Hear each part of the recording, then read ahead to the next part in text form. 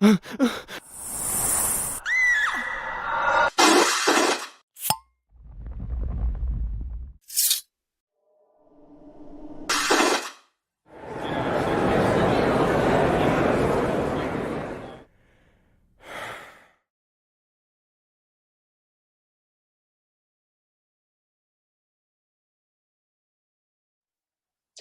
and welcome to the Supernatural Fandom Track here at ConTinual. I'm your host, Gail Z. Martin, and with us today we have got the author-editor of Supernatural Philosophy, and I'm going to let Galen do his introduction. Go ahead. Hi, I'm Galen Foresman. I edited Supernatural and Philosophy through Wiley Blackwell Publishing, and I've been a fan of Supernatural since it started. I was in graduate school when it started, and I had to stop watching it because I had a grad class when it came on, and I refused to go back and watch it until I could stream a lot of it all at once.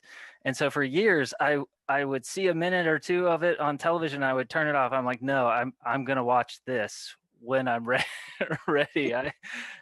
Finally, Netflix got it, and I watched all of it that was available at the time, and I said, this is perfect for a book that incorporates philosophical issues that are going on in the show. So yeah, it was a lot of fun, but it was actually a long time in coming. As good things are. Now, what's your background in terms of philosophy to tackle the subject and kind of see those elements in Supernatural? Well, I have I have a doctorate in philosophy, and more specifically applied philosophy, which tends to be mostly in the area of ethics. Mm-hmm. That area, to my mind, touches on a lot of different areas of philosophy. So it isn't just all about what the right thing to do is. You have to understand what sort of thing or person you're dealing with, and you have to understand things about religion. You have to understand the big thing you have to understand is relationships, and how relationships between people and among people work, as well as some of the broader social implications of those relationships. And the show, like most great shows, is really dealing with a lot of those issues all of the time, and the way it manages to juggle those different ideas in different episodes over this 15 season history has really been a testament, I think, to some of the writing and the characters, which sometimes are what get me to watch the next episode, even when I'm very upset from the last episode. I think we're all with you on that one. Yes. Now, I had to laugh. You open the book and you're primed to read a serious tome on philosophy and supernatural, and it begins with an introduction as an honorary ghost facer. That's ghost facer with a PH. Yes. How on earth did you decide to do it that way? I love the ghost facers, and I love sort of the over the top naivete that they have for handling things in a very serious way that looks ridiculous. So I knew I had to write an opening to the book, and I knew it needed to sort of attract fans. I was met with some resistance from I think it was the series editor, and I said, no, this is good, don't worry about it. I mean, I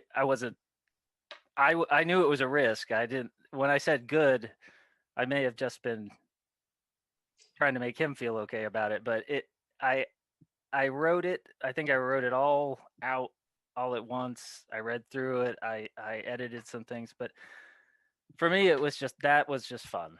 And those two, or well, not two, the ghost facers and their sort of story that goes into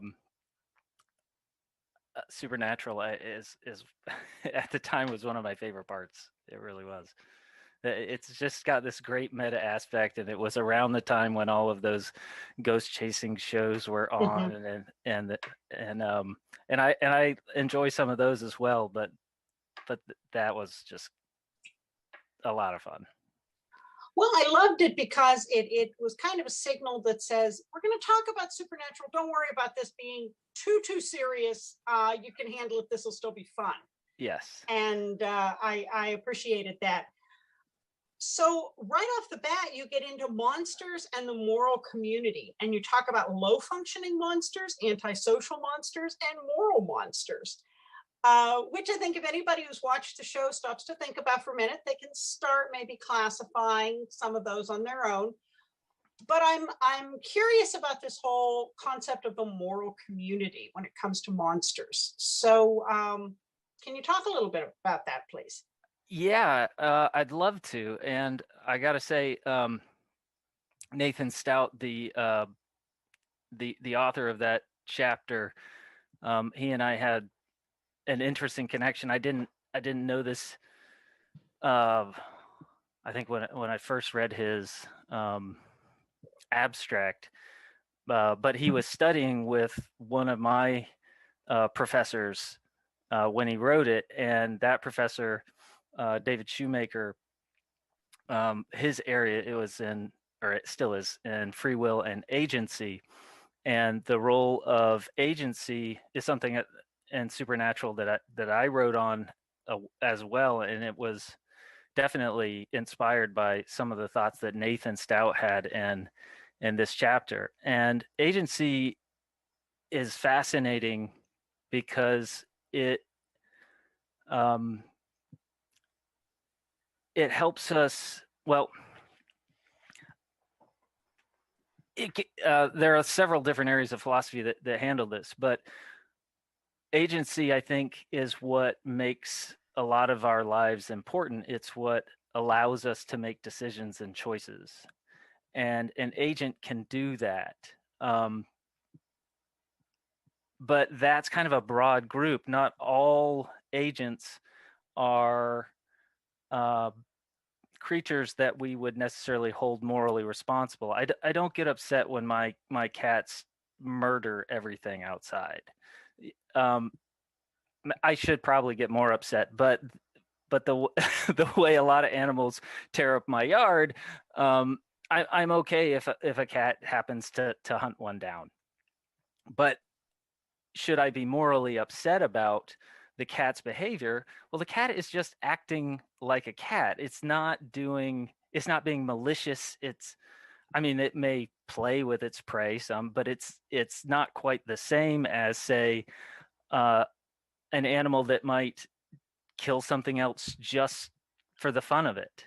Um, and so when we talk about a moral community, generally we're talking about the way agents that are capable of moral reasoning should be expected to engage that community. And that community may include, and I don't mean the morally agent community, just the community of agents, may include some agents that are not yet fully morally rational. You know, children, for example, they're working on it, they're getting there, but we don't hold them responsible in the same way as we would an adult. And some of what Nathan is explaining when he talks about the different um, types of agency, and the higher and lower, he's talking about the way in which these monsters are motivated to do what they do is just a part of what they are. And so holding them morally responsible, say, for killing humans, isn't entirely fair because that's their food source, for, as one example. You can imagine a monster, say, from a different movie where the only way it could reproduce would be through using a human.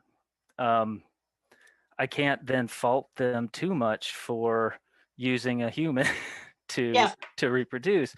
Now that's a gloss over it, but where it gets interesting in Supernatural is when you look at the different types of monsters that in many cases may have been formerly human and were, you know, and are now wrestling with these issues about, should I be eating humans now that I'm a vampire? You know, and Well, I I just rewatched Bloodlust this morning, mhm. and that's the one where they deal with Lenore, who is a vampire who doesn't want to kill people. And at the end, Dean looks so conflicted when he talks to Sam and says, how many of these monsters did we kill that we shouldn't have? Because they were different, but they weren't really monsters. And so I think if I'm understanding correctly, when you're talking about the low functioning monsters, you're talking about something that's really an unusual beast, something like a Wendigo or a Rougarou that is more like an animal. And then the antisocial ones would have the agency to be malicious, and the moral ones would be more like Lenore or like Garth, who they are paranormal creatures, but they have agency, they have choice, they can decide not to behave in an antisocial way. Am I Yes, catching on to this? yes, that's exactly right. So, in moral philosophy, we might say that moral agents are often, that's often used synonymously with persons, not human beings, but what we would call persons. So being a person comes with certain sorts of responsibilities, but it also comes with autonomy and the ability to think and reason through and make what are believed to be free choices. So there are a lot of things in mythology that count as persons.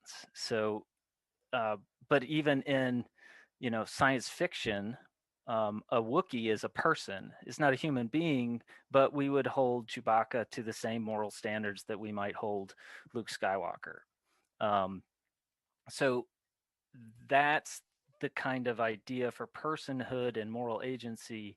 And Dean is really, I don't know if it's the writing on the show, because he does seem to waver a lot on monsters. And I know that sounds weird because he does seem to be so black and white, like it's a monster, kill it. But then there are these moments where he's not like that. And then in a next episode, he might be, no, their monsters killed him. And I'm like, but you were just thoughtful before. And I get that, and that's fine, and it's part of the charm. But uh Sam seems to be the one that's far more willing to say, if we give them a chance, if we say, here's the rule, and if you cross it, if you break that rule, we're going to come after you, but we are going to at least give you a chance to follow it, like don't kill humans. Sam is far more inclined to do that. Although then you have Dean struggling with his relationship with Benny later on, who's also a monster, and and I really don't understand why angels wouldn't count as monsters as well as anything else. But Yeah. Well, then certainly some of them were much more monstrous than some of the demons in the end. Absolutely. Of course, Dean's first big struggle with what makes a monster, aside from Lenore, was when he really had to face Sam's abilities. And mm-hmm.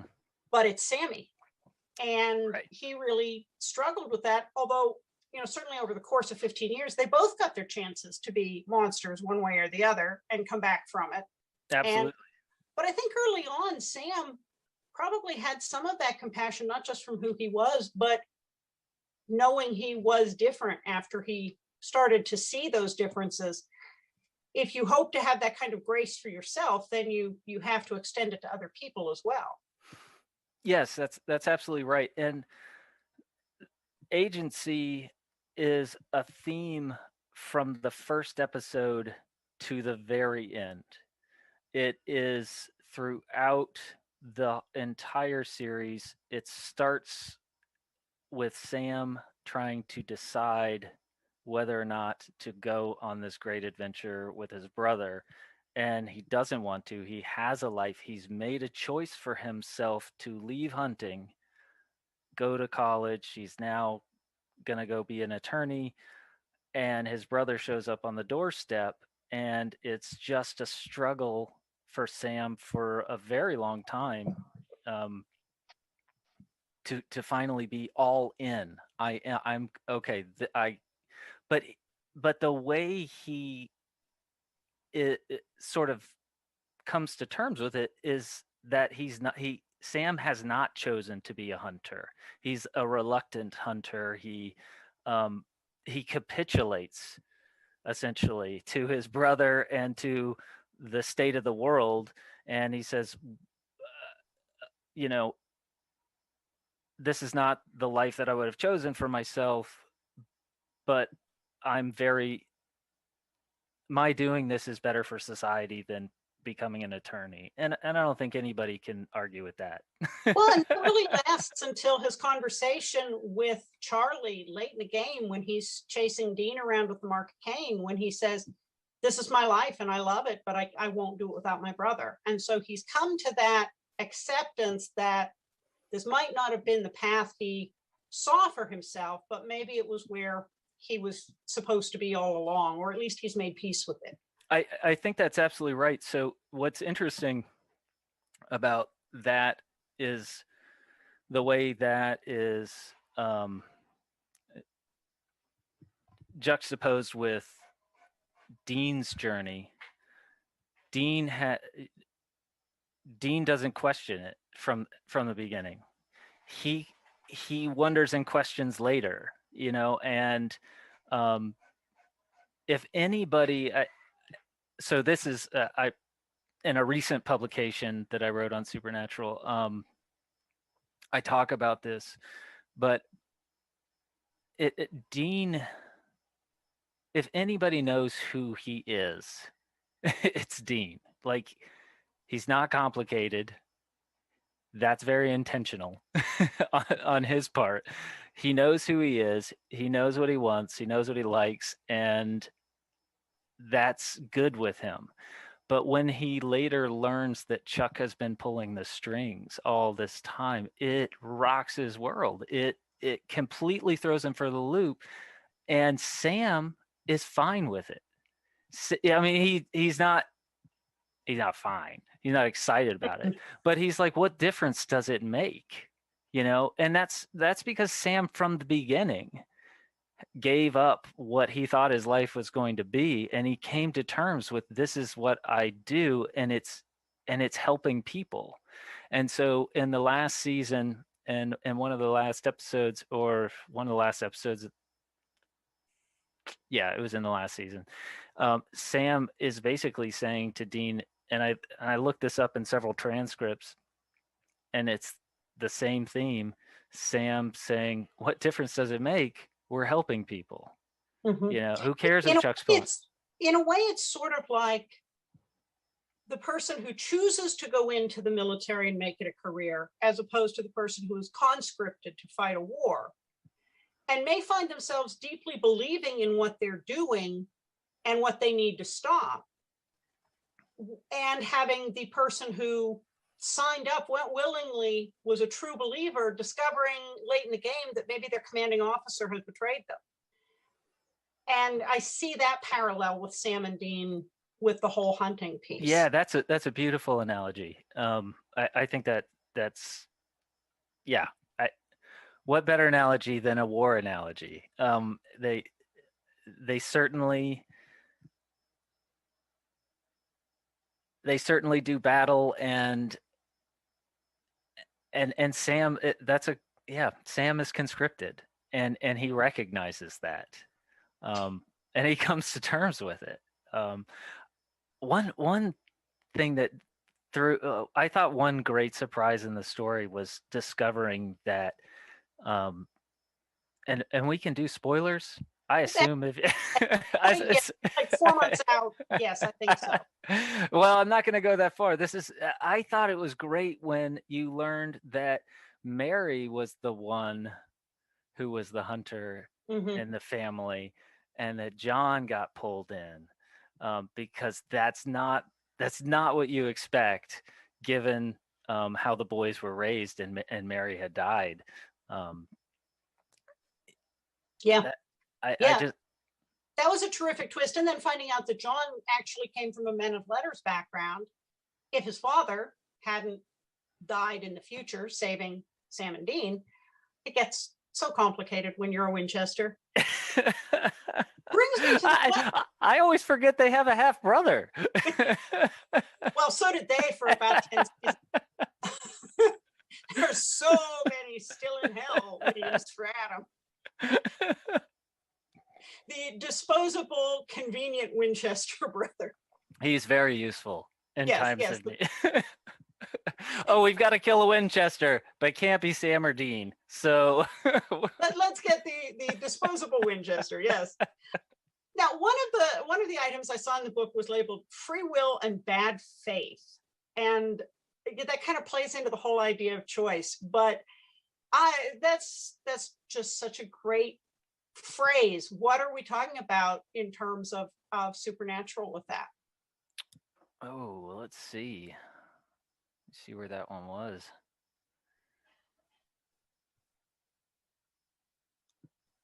I swear it was a chapter header. I didn't just reach into a paragraph. No. I know we did free will. Well, there was team free will and something worth fighting for. I remember that expression as well, and I think, I bet I know which one that was. And this one, I think, had to do with atheism and arguments from evil that are intended to counter common beliefs about God as all-powerful, all-knowing, and all-loving, and how evil can be happening in the world when you have a God like that, and not say, well, one of those three things can't be true. And Chuck is a good example of this. And I don't know that Chuck gets discussed too much there, because we learn a lot more about Chuck later. But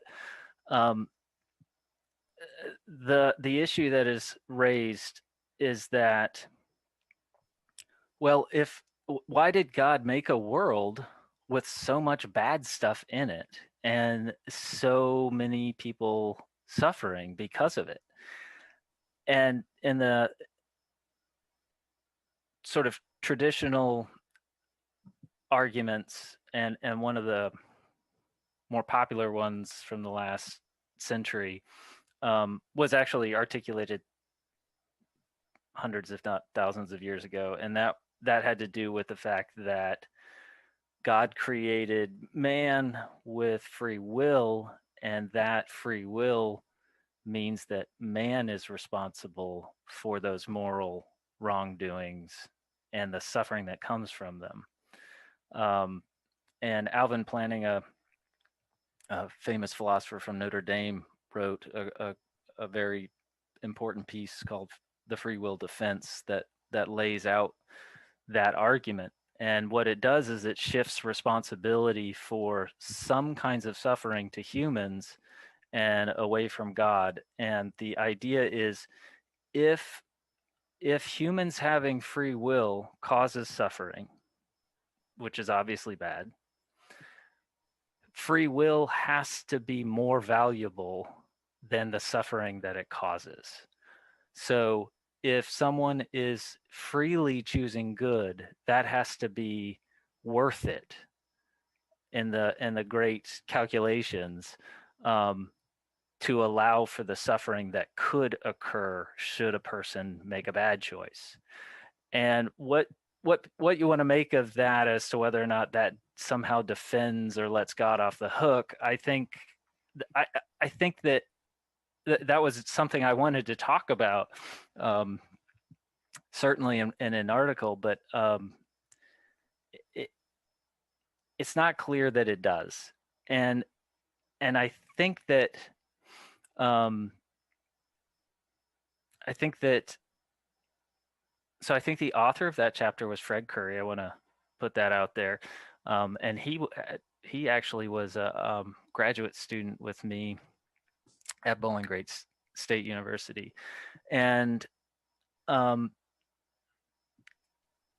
it's less tied to what's going on in Supernatural, but I want to applaud Supernatural for dealing with some of these issues, and I love the way they approach what is clearly a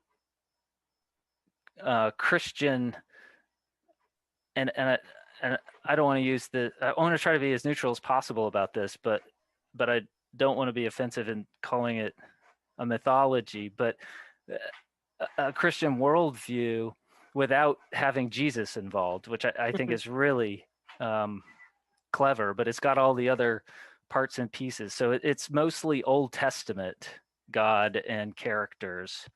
And then if you look at the Old Testament, God does not seem so nice to a lot of people. So if God is all those three things, don't you think God could have made us such a way that we freely chose better things than we currently do? Like, why not just make us a little kinder, just a little, and we're still freely choosing it. It's just going to happen more often. Yeah, well, and Old Testament God is definitely a lot more on that black and white, no reprieve. I told you once, you know. And I think I think they do I liked, I think it was the last episode where Michael talks about how he did that. He inspired a lot of those words while God was gone so that people continued to worship. And um, I thought that was interesting because it starts to raise this issue that about Chuck's relationship to his creation. And I think it's interesting because you can ask the same question to, I grew up in a Episcopal family, so believing in Jesus and God was just normal.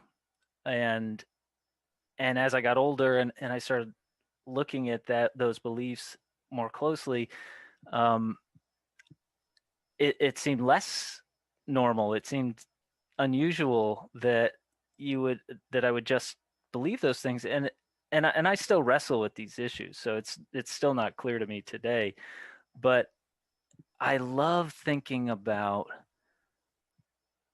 what little so if there was a God, what could we know about that God? And at very least, I think we can jump to the conclusion that God is a creator. Um, and so that God stands in a certain relationship to its creation. And we can describe, I like to play with different analogies that could sort of explain that relationship. So if God is like an artist in this creation, then the work is sort of done or is going to play out, and that's kind of the narrative they give Chuck at first. Chuck is an artist who's telling a great story, or has been trying to tell this great story in many ways, in many worlds, in many universes. And I think that's interesting because of the way it puts that responsibility for all the bad stuff back on Chuck. So even if Sam and Dean think that they are free, and responsible for their choices, ultimately Chuck is pulling the strings. And so it's unclear, I think, who is responsible for the bad stuff when bad stuff happens. And that really muddies the waters as we go. And just to tie this back to something we were talking about earlier, I mean, this is why Dean's black and white view of monsters doesn't work. Because it does come down to, what is the thing? What did it do? What was it responsible for? And what can we hold it responsible for? Which brings me to the other question that I really loved in there about moral responsibility and anguish. Now, the Winchesters have lots of anguish and lots of angst. And a lot of it wrapped around who did what to whom and why, and should you blame them for it, and were they responsible for it, whether it's drinking demon blood or letting Lucifer out or not having a soul and not knowing it, or taking the mark of Cain. So weigh in on that, if you would, please, on moral responsibility and anguish. That doesn't sound like it's a whole lot of fun being morally responsible. No, I try to be as little responsible as possible, because it is not fun. And taking on moral responsibility often means accepting that you're not good enough, that you cannot make everything right, and that you're going to fail over and over and over again. And those two brothers, their family, their friends, they suffer willingly over and over to do what they think is right. In a game that we later learn is fixed against them. I mean, I think it's pretty clear from the apocalypse, but it continues to be that way, that Chuck is pulling these strings, and that all of their suffering is because of him. But again, this gets back to why it's important that Sam says, who cares? We're still doing good. And that seems to still be within our power, and to walk away from that, to choose otherwise, to say, forget it, I'm done with this, is to let people die that you could have saved. And I think that, yeah. And something that Dean emphasizes quite a bit, especially in the early seasons, is that they know about the things that go bump in the night, so normal people don't have to be burdened by that knowledge.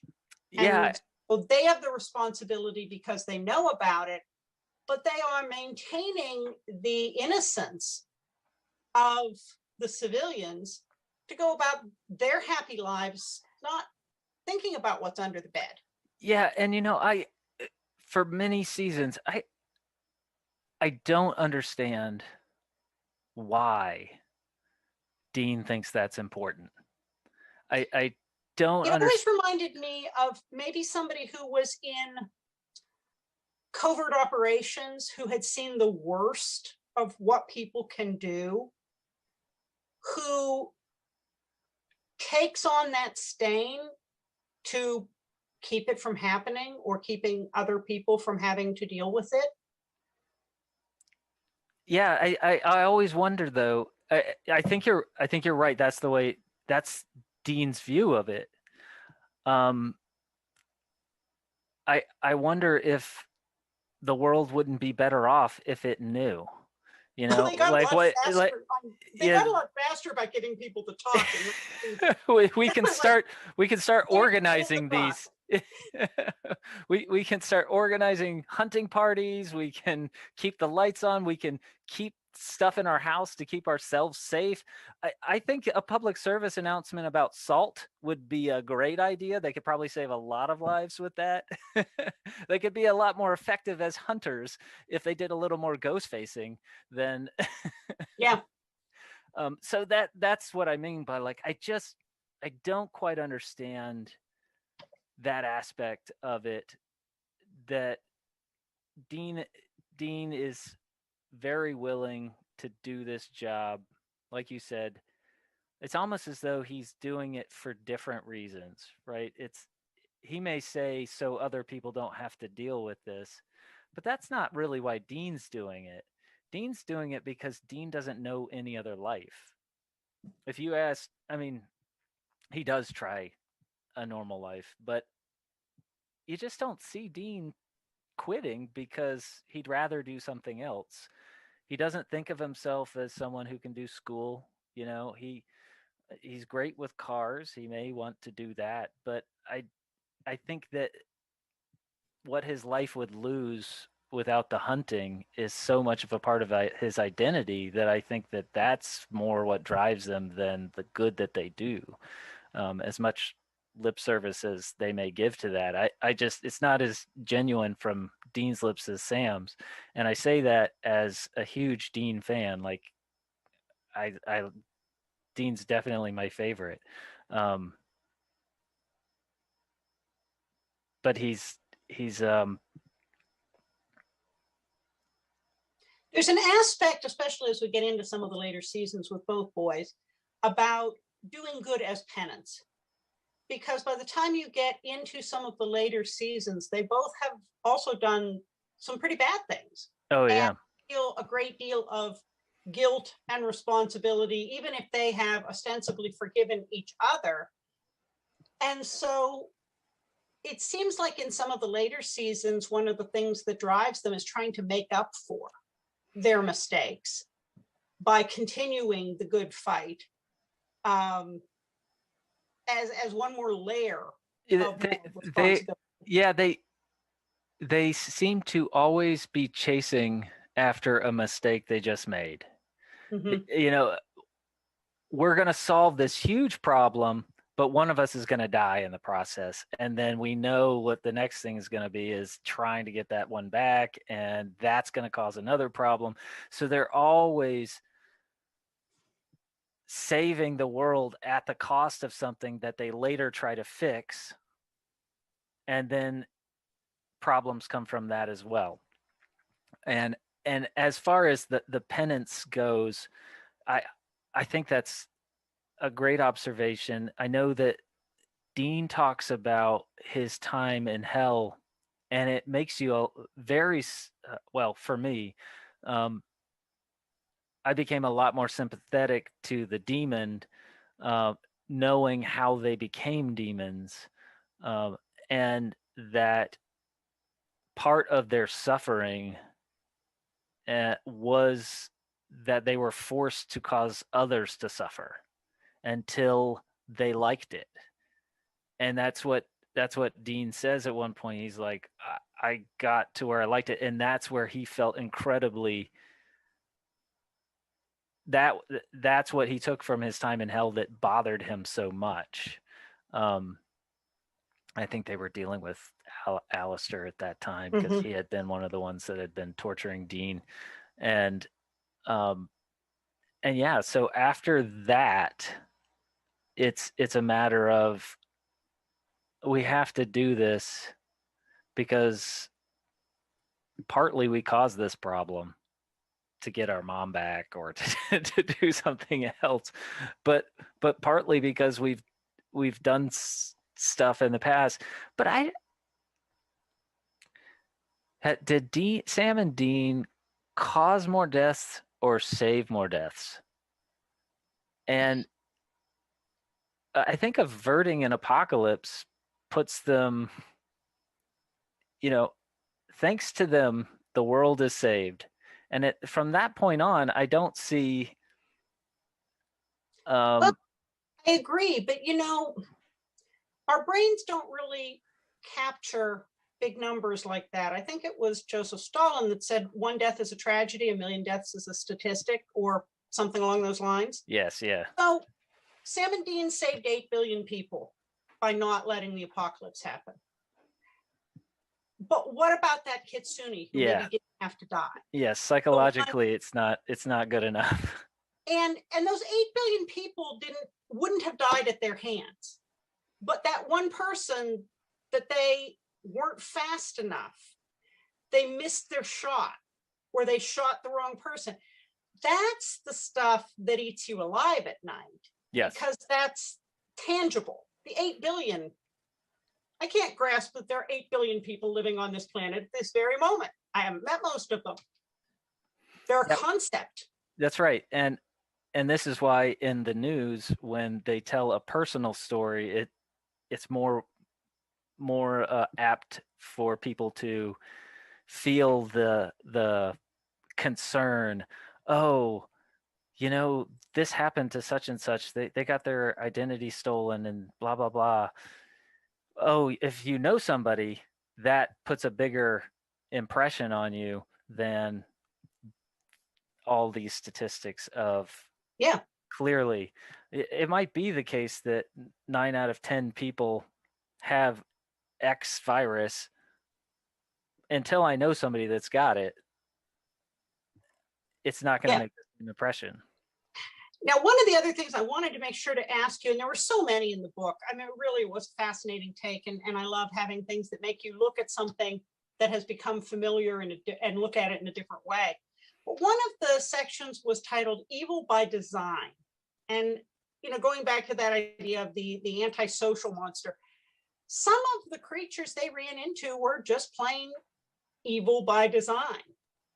Yes. So I was looking into this, and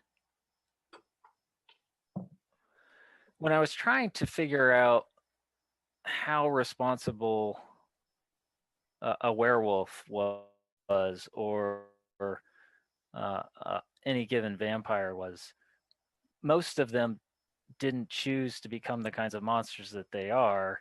And you can trace their lineage back to an alpha, and the alphas didn't choose to be alphas. They were created by Eve, if I remember correctly. Mm-hmm. And Eve is sort of the mother of all monsters, and she made them that way. So she designed them to kind of be this,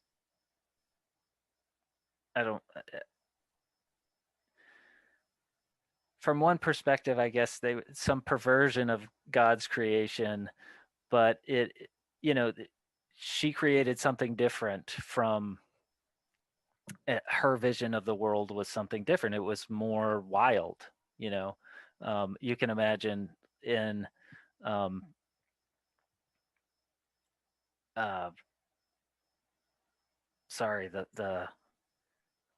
where Eve came from. Purgatory? Yes, Purgatory. Sorry. I keep thinking Pandorum, and I'm like, no, that's a movie. That's something else. Different fandom. That's right. It's a wild place. And so those monsters in that wild, it's like going out in your woods. But does that make them evil as opposed to someone like Alistair, who revels in his ability to cause pain, chooses to cause pain, as opposed to being a wild beast that really doesn't have another option? Which kind of cycles back to what we were talking about at the beginning. So it's, it is where that moral responsibility gets very blurry. And it's not as easy to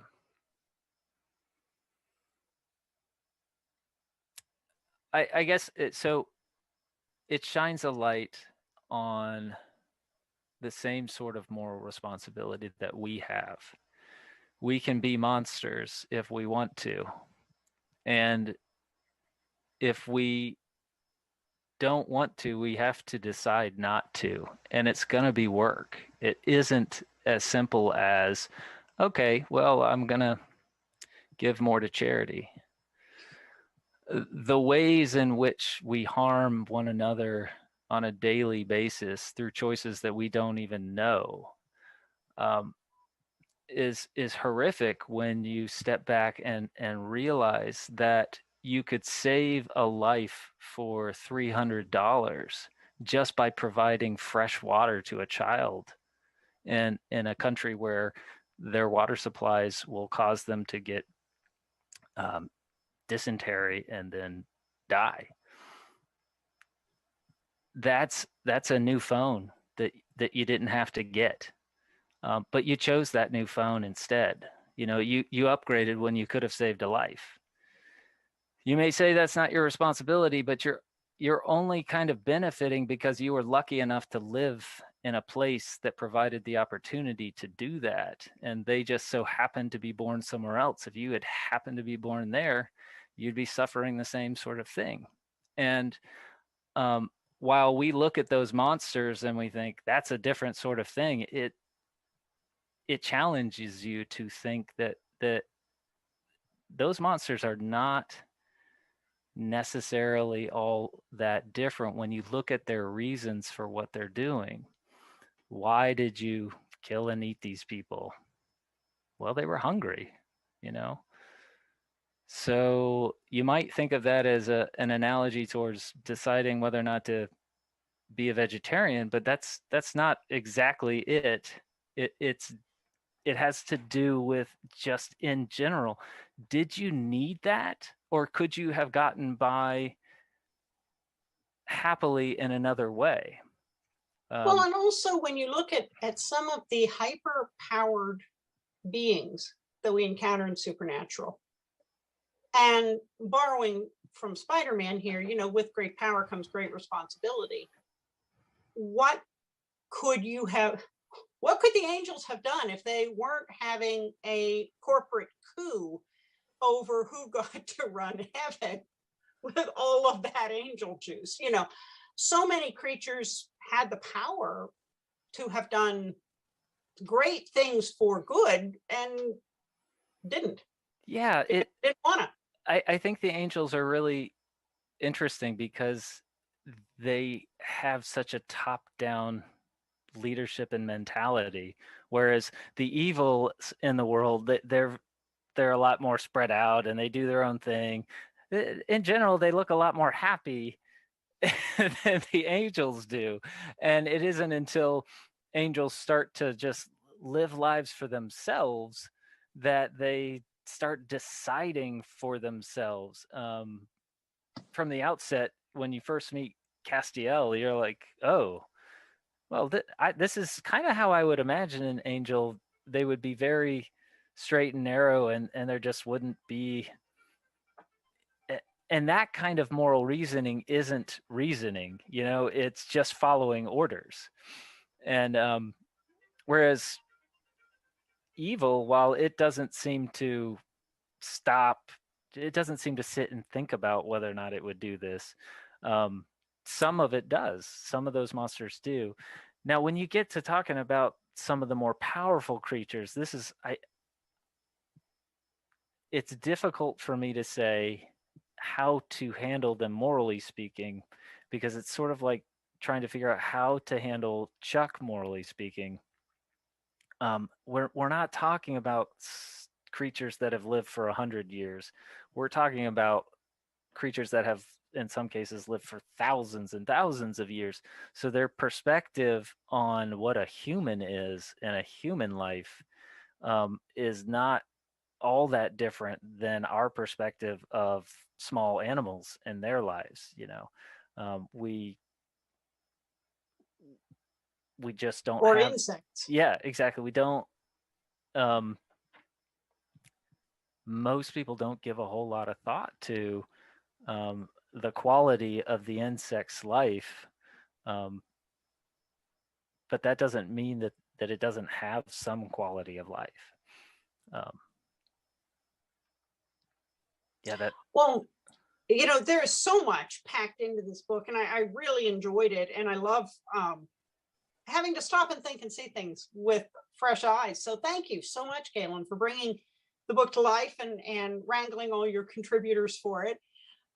Tell us, please, where we can find you and the book online and social media and all that good stuff. Well, you can find me on, I think I'm definitely on Facebook. Easy to find because there's not a whole lot of Galen Foresmans out there. And I don't do a whole lot of social media. I teach at North Carolina A&T State University, so you can always go to their website to find out more about me or call my office, which I won't answer because I'm at home. And people can email me there if they want to talk more. I would certainly enjoy that. Well, thank you so much. I should say the book. Yes, the book. I think that you can find it just about anywhere online. It's definitely on Amazon, so yeah, easy to find. Oh, and it's in Portuguese, just in case. Very cool. I've got a copy. I can't read it, but but they tell you that's what it is. Yeah. That's right. I trust them. Well, thank you so much for being with us today, and thank all of you for watching and listening. There'll be more Supernatural here on ConTinual, so I'll see you online.